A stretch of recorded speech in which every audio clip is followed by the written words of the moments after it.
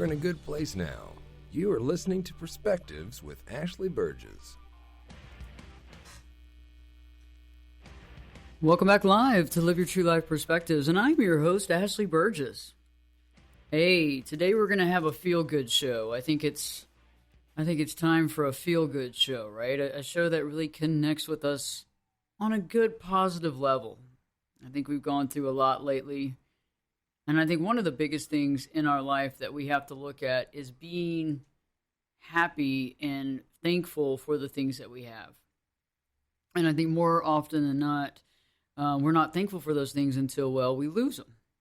And sometimes it's interesting, too, because it's like, throughout life, we have a tendency of taking things for granted. Sometimes we can take, situations, family dynamic, family members, friends, and it's not until something changes that we begin to look at something in a different way. Today, though, I really want to focus on, the value of the female components in our life. So whether that's your grandma, your great-grandmother, your mother. And I know that some of you out there say, well, I might not have had a perfect relationship, and I understand that. Some of you may have had a pretty good relationship. Some of you may have had a really great relationship.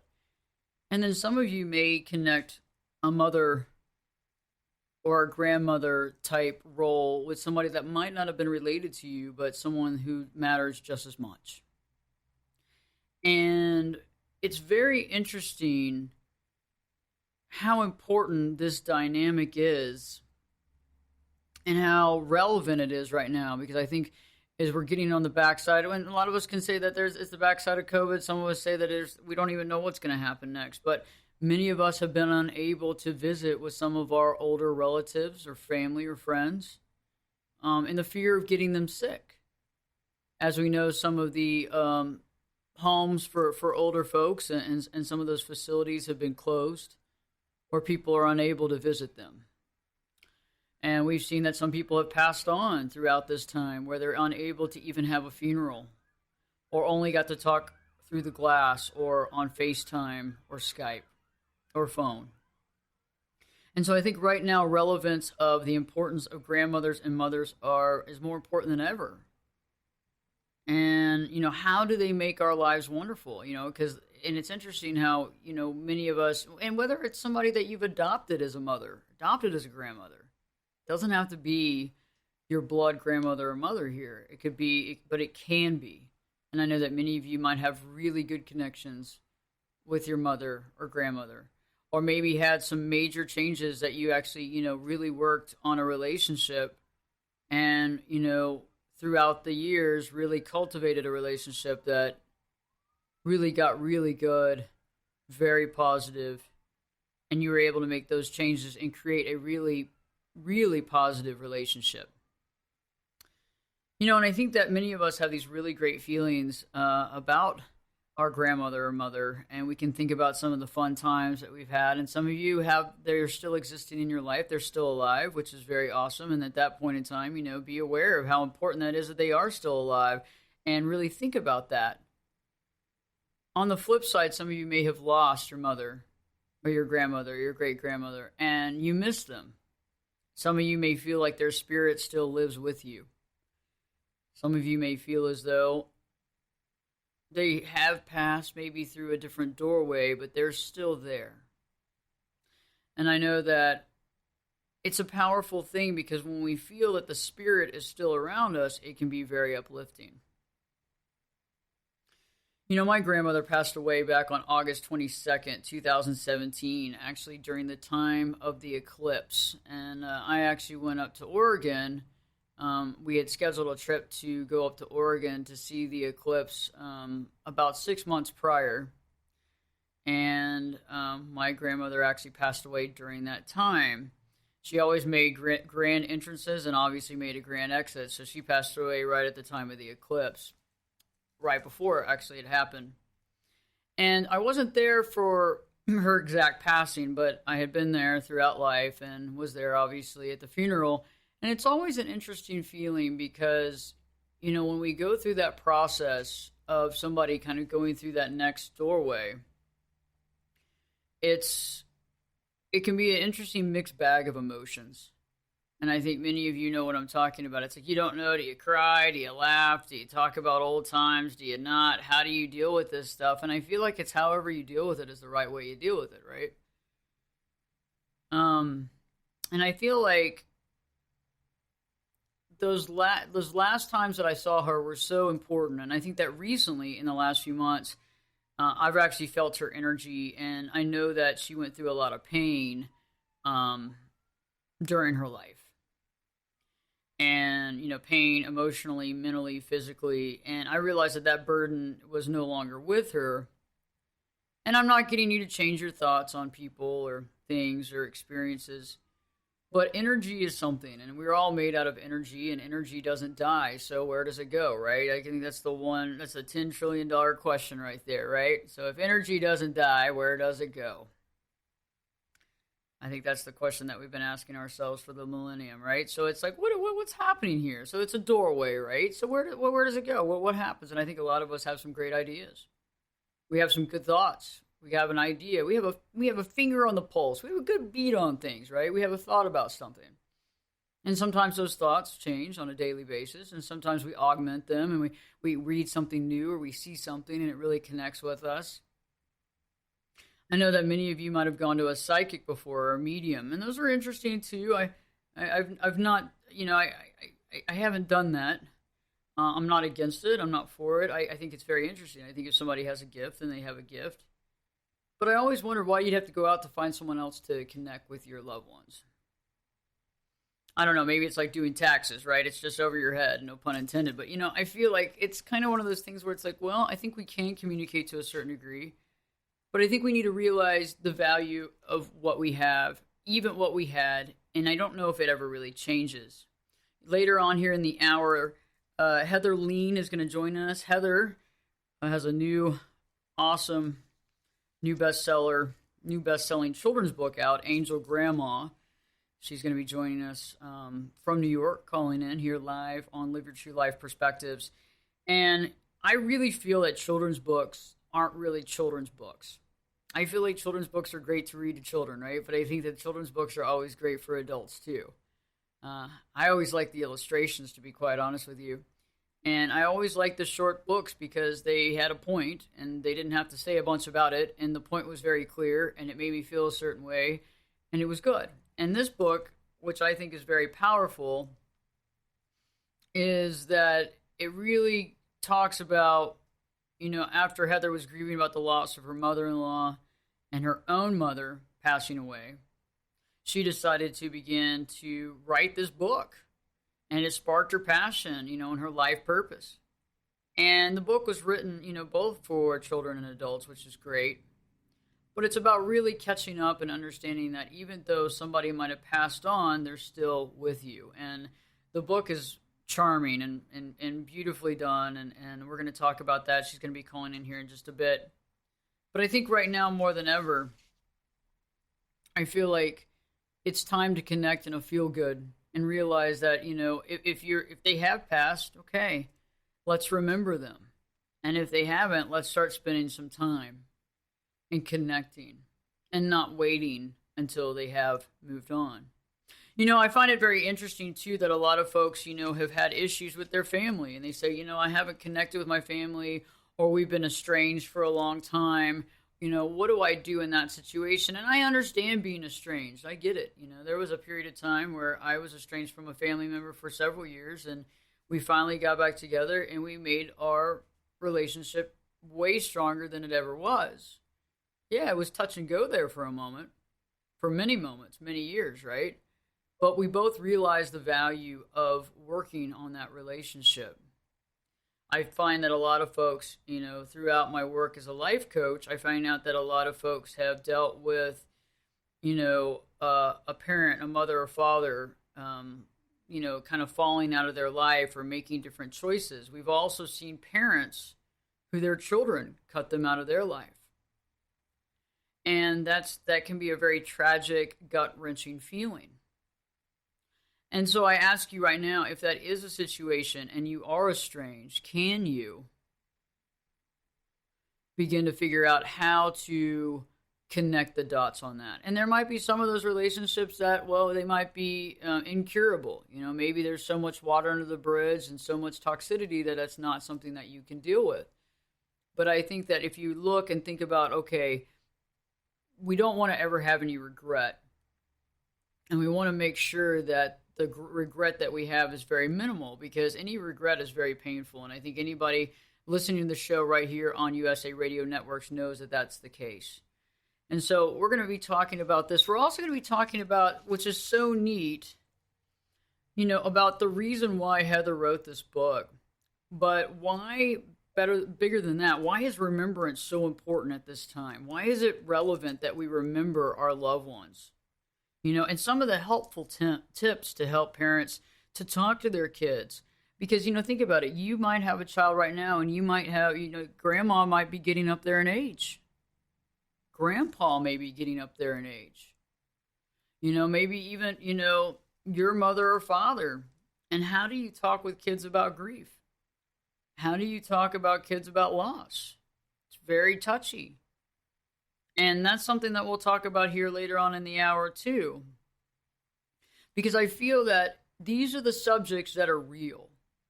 These are the subjects that really matter, especially these types of things. And it's even challenging for us adults, right? Death is challenging.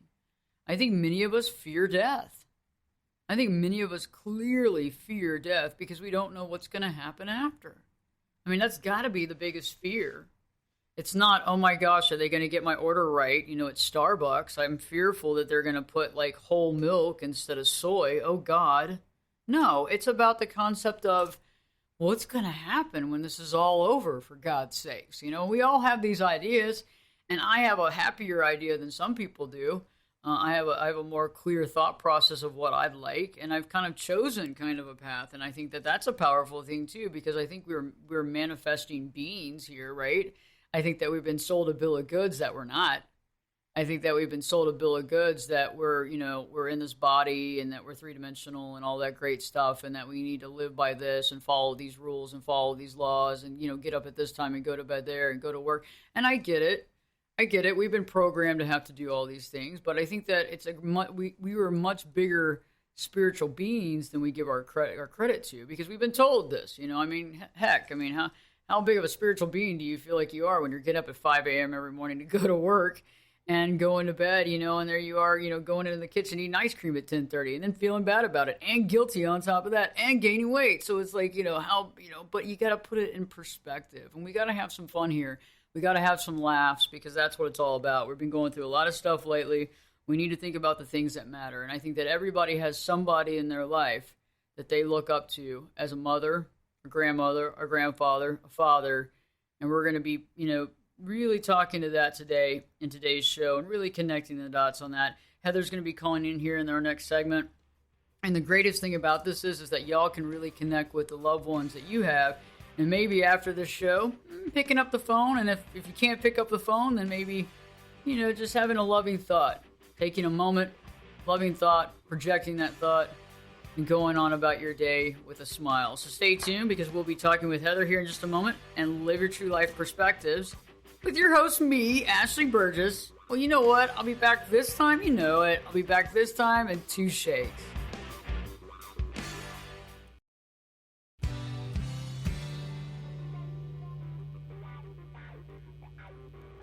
Get in here. You're listening to Perspectives with Ashley Burgess. Welcome back live to Live Your True Life Perspectives, and I'm your host, Ashley Burgess. On today's show, we're dedicating this show to anyone who loves grandma, loves a mother, is a grandma, even grandpas and fathers. You can jump in here too. But today we're talking with an amazing author. She's got a best-selling new book. Her name is Heather Lean. Heather's joining us by phone right now, and her book title is Angel Grandma, and it's a great book, and I've read it a couple times already. I love children's books because I don't think it's really for this children. I think it's also for adults. Heather, great to have you on Live Your True Life Perspectives. How are you doing today? Hi, Ashley. Thank you so much for having me. I'm enjoying this beautiful day, so I'm so happy to be here. We're great to have you on, and I just love your book, and I love the fact that it really connects with us, And it's, tell us more about how you came up with this book. What was that energy? What was the connection to get you to write this book, Heather? Yeah, so I had actually, my mom was suffering for quite a while with Alzheimer's, and we had lost my mother-in-law about actually 3 years ago yesterday, and my mom just passed away back in April 2019. So, after the grieving process, and she had a very, very small funeral. It was just her children, her husband, and we went back to New York. She was in Florida. We sat shift. We did the normal grieving. Just couldn't get past it. I had intense grief, intense despair, a lot of pitying myself, and I have two young children, 2 and 4, and I was sad for them. I just couldn't get past all that turmoil, and it got to a certain point where I was raised Jewish, and I'm not super religious, but I was searching for something, and I had started reading spiritual books and something to help me process all this grief, because I got to the point where I just didn't want to feel this way anymore. I pity myself and my children for not having anyone or not having a grandmother. And I got to that point where I was like searching for something, and I started reading a lot of spiritual books and kind of connecting, being open to things. And I mean, one of the greatest books I read was Eckhart Tolle, The Power of Now.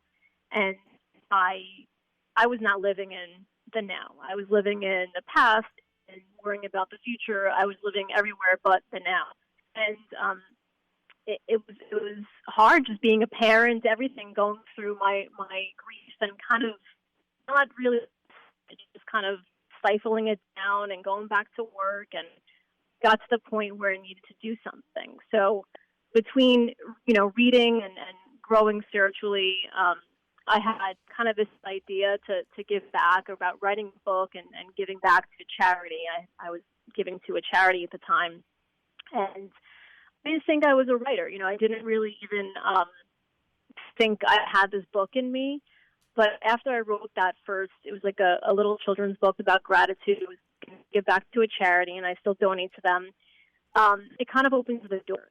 And I had this in my head like all along. I wanted to write something like a poem to my mom, like a love note basically to my mom, and share it with my children at some point. And after I wrote it, I showed it to my husband. He's like, wow, it's going to be a great children's book. And I really didn't think about that initially.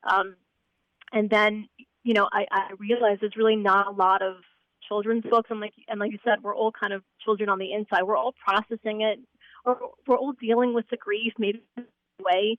But, on the inside, we're all trying to cope with that. Right. And Heather, when we return, we'll be talking more about that, because I know that a lot of you listening have gone through grief. You've gone through this experience. You know exactly what Heather's talking about. It's resonating with you. So when we return, we'll be talking more about that, more about, the meaning behind the book, more about, why she wrote it and how it connects with you, but also us to really see the value and understand that they haven't really gone. Stay tuned. Live Your True Life Perspectives. We'll be back this time in 2 shakes.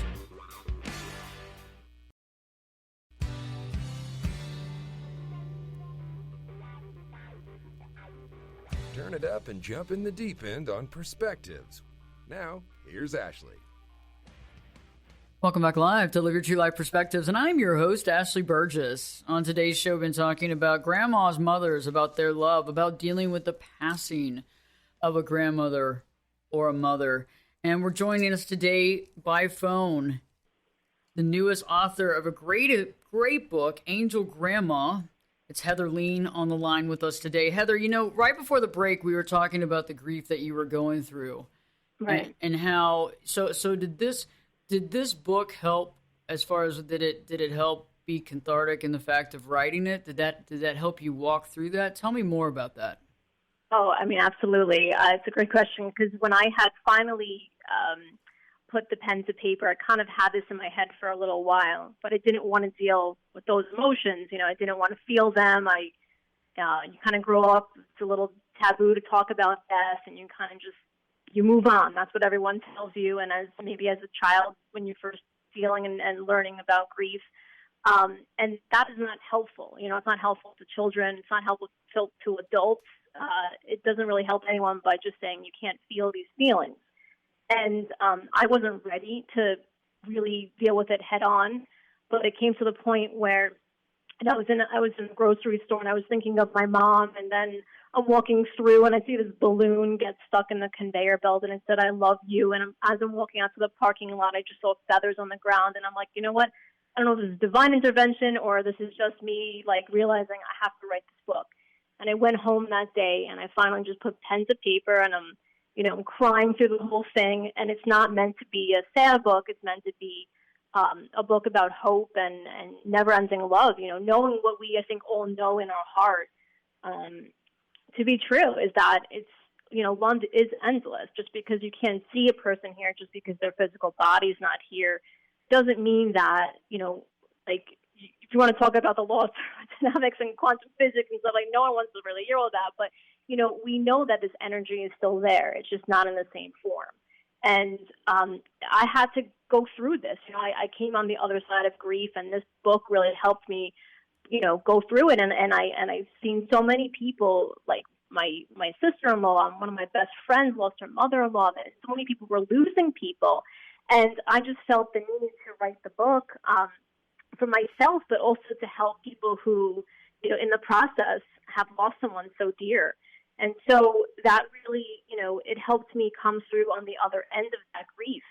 And, and then I didn't really realize it was going to be a children's book, but when it came down to it, like I showed my husband, and he's like, wow, it's going to be a beautiful book. And if I can help children, like my children, this is what I wrote for them as well, process it and deal with it and kind of bring up that conversation.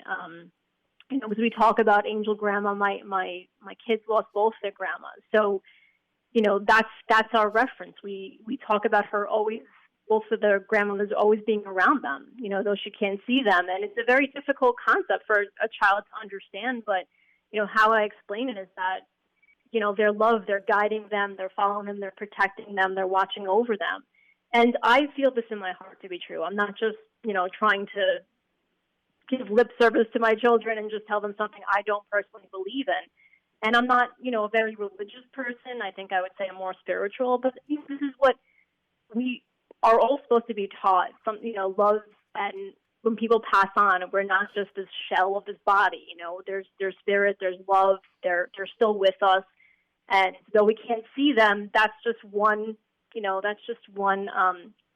aspect of it, And so I tell you can feel with your heart, your grandmothers are here. And, it's a difficult concept, but I think talking about it definitely is something that helps. It helps children, it helps us process the grief. It shouldn't be taboo. It shouldn't be like, okay, now you move on. You have a funeral, like move on with your life. That's nice to say, but in reality, I feel like a huge part of me was missing because, that the person who brought me into this world is no longer here. And even though she was sick for a very long time where I couldn't have conversations with her about motherhood and how do I do this and all that, I still felt like she was on this earth. And to lose that, I was stuck in this place, and I had to move through the grief because I was not a good parent. I was not a good wife. I was not healthy for me. But that's not to say that grief is not, you're supposed to process it and hopefully come on the other side of it. Mm-hmm. Very, very intelligent. Yes. And I think many people that are listening have been there. And you were talking about, the concept of kids being able to acknowledge and understand the fact that just because somebody's not there doesn't mean they don't love you. And I think that that's something that resonates with adults as well. This is something that we have to remind ourselves to such a degree. And it's hard sometimes because you're right. Like, the funeral, and you go through the process, and some people grieve and some people don't. And then they don't grieve till a lot later on, because they sweep it under the rug and they don't deal with it emotionally, and they feel they're just going to get over it. And all of a sudden, you can't compartmentalize something. But at the same point, it's like when we stop and just realize the fact that we don't really, there's a lot of things on this planet that we don't see. And, people tell us a lot of things, right? And we're supposed to believe them, but then they do something else. And Right. I feel like that's what's so powerful. Let me ask you, because I know that you didn't obviously know that COVID was going to be here as well, which is Right. interesting. And I'm sure you didn't realize that. But I think that we've had this huge impact, obviously with COVID, with COVID Yeah. 19, and many of us haven't been able to see our relatives that are older, either because they have a compromised immune system, or they're living in a facility where we don't want to open up these people to getting sick. I mean, I feel like this book speaks to people even more right now. I mean, what are your thoughts on that? Yeah, I mean, it's so interesting. It's funny because I wrote it obviously a while ago, and I was debating even putting it out because I just didn't want to come off as insensitive. And I wrote this book because I heard of COVID, and it was none of that. I was actually the opposite direction. I was asking people, is it okay to put this book out? And then I realized people were suffering, and I had given it to friends and people who lost their grandma, lost their mom, and adults alike saying it's a beautiful book. And I think,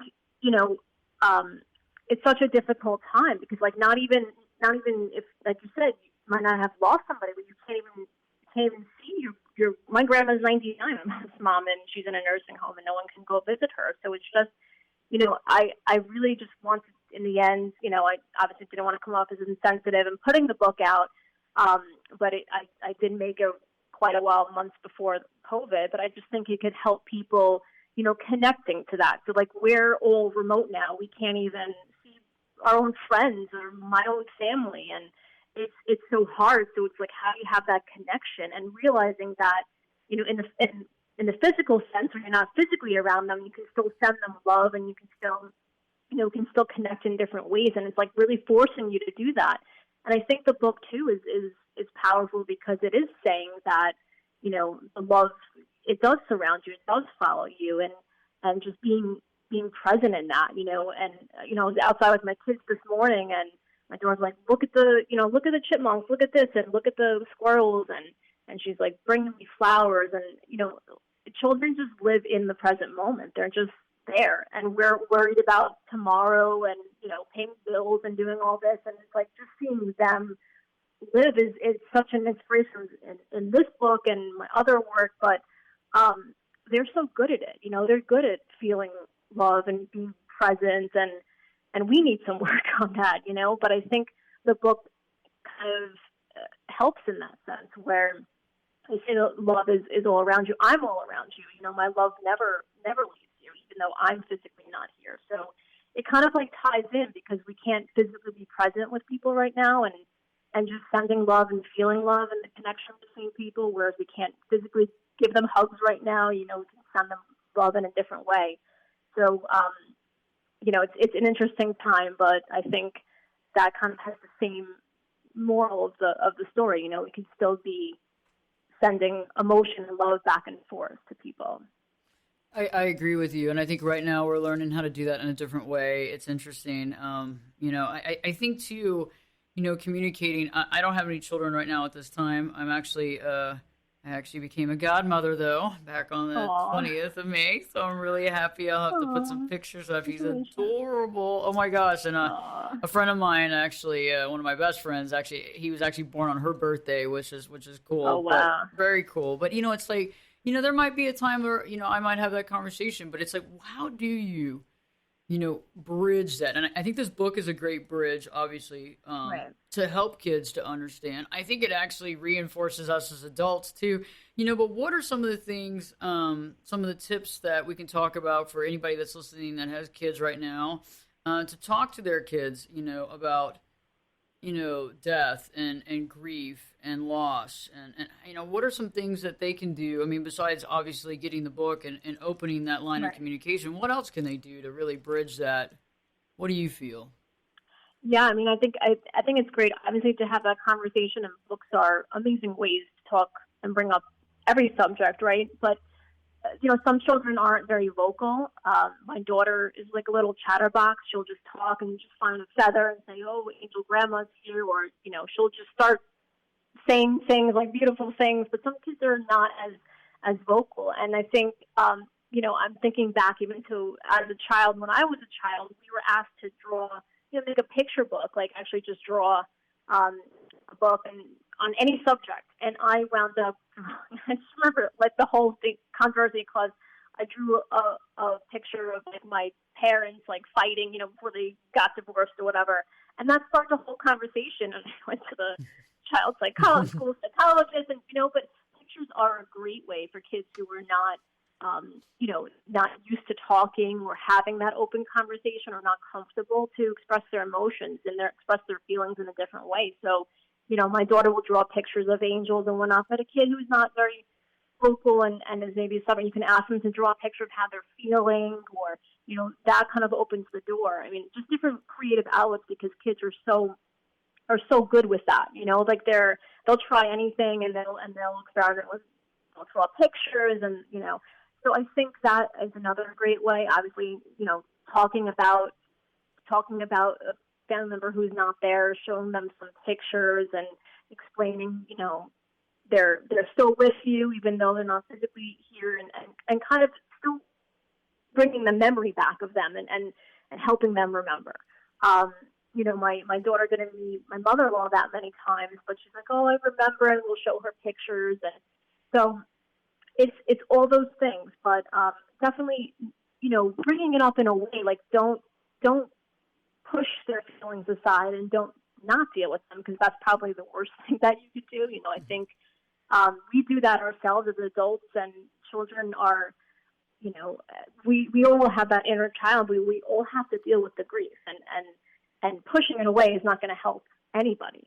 So I think the best thing to do is open that conversation, whichever means of communication, either drawing or reading a book or talking about them or showing them pictures. So that any emotions you can help process, you can help them go through it. I think I'm not a therapist, but like that's what worked for us, and that's obviously worked for me. I was trying to stifle it myself, and that was doing me no good. So I can just speak from my own experience, and that's what's helped me actually dealing with the emotions head on. That's true, and I agree with you. And it's interesting too, is just allowing us to feel. And one of the things that I feel is the concept of, if you can conceive it and you can, create something in your imagination, then it's real. Right. And I think that's something that we never really touch on, is that we believe that some of the stuff that we believe has to be imagination, and I just don't think it is. And I think, like you were saying with the feathers and the balloon, and I had a friend of mine who, his father died, and I was there, and I remember we were sitting there, and he was dying, and he passed away. Right before he passed away, he was able to speak, and he said something about pennies. And we forgot all about that. And then years later, he was really going through a really deep depression, and I was at his house, and there were pennies. We started finding pennies in the weirdest of places. Wow. I mean, like behind a door on the third floor, and in the bathroom on the floor in the corner, and the bathroom we never used. And there was, and then there was these feathers. It was crazy. But he's like, the penny thing. Oh my God, I remember the penny thing. And that's the thing. Is like, guys, think about this. This is what, Heather's talking about, is like, I connect with Pop Secret popcorn. Okay, so my grandmother used to make Pop Secret popcorn all the time, every day, all day. Between that and ice cream, we're not talking about her eating habits here on the show, but I would smell it. And I remember, like, when she was alive, I would smell it. Like, I would smell it, and I would call her, and I would say, are you eating popcorn? And she's like, I am. How did you know? Like, this is weird. Okay. Aww. And so over time I would smell it, and I always would call her, and she was always eating it. And then, like, it's funny, like recently I've had that experience where I'm in the office, there's nobody cooking, I'm just there, and I smell Pop Secret popcorn. So it's real. So when we return, guys, Heather's going to give us not only how we can find her, but we're also going to talk just a little bit more about just some key encouragement from her about how to really focus on this and how to overcome this, because I think many of us are stuck in the grief, right? And so Heather's here to really help. And so if you're finding yourself there, she's got some tips for you here in just a few minutes. And stay with us, because we have a few more minutes left, and you don't want to miss this last part. So stay tuned. Live Your True Life Perspectives with your host, me, Ashley Burgess, will be back in. I'll be back this time in 2 shakes.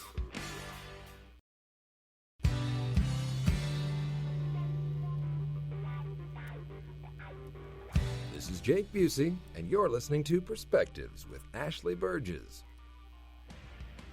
We're back. Welcome back live to Live Your True Life Perspectives, and I'm your host, Ashley Burgess. On today's show, we've been talking about the loss of a grandmother, the loss of a mother, the loss of a family member, being able to connect with that family member and feel the love even after they've passed, being able to acknowledge that energy and that power, and be able to speak to yourself about it, overcoming grief and those obstacles, but being able to also speak with your children about this so they can understand that even though grandma might be gone, she's still with you in love and spirit.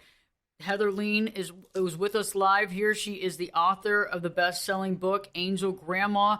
You know, Heather, right before the break, we were talking about, talking with your kids and being able to connect with them and being able to share with them, so that they can feel the love and they can understand that just because somebody's there or isn't there doesn't mean that they still don't love you and that they're still connected with you.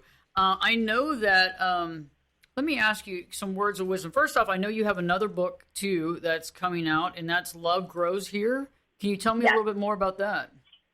Yeah, so that actually, it's funny. It's me, writing children's book, going through a lot of the spiritual journey myself. But it's like a little lyrical poem of love. It's like looking at all the animals and whether or not they mirror the same human emotions of judging and being, holding grudges and all these things. And of course, animals just, they live in the present. They're not really thinking like the same thought process as we do.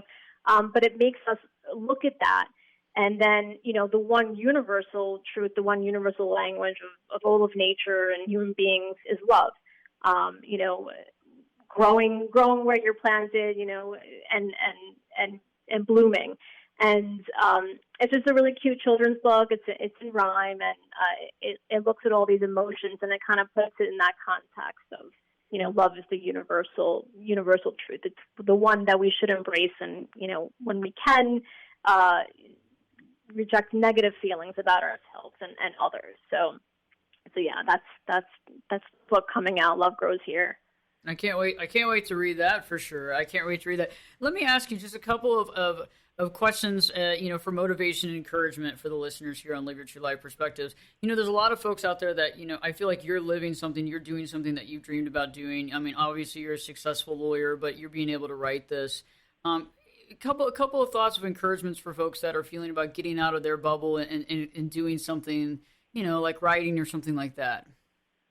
Yeah, I mean, I would just say just find that passion and just do it. I've never really felt so personally fulfilled. Obviously, my children are my greatest blessings, my husband, but I've never had this outlet. And when I found it, I could sit there and just say, I'm not good, I'm just starting out, I have no idea what I'm doing. But instead, I had a purpose, I had a goal behind it. I had this, beautiful love story that I wrote for my mom, and I wasn't going to let anything stop me. So I think,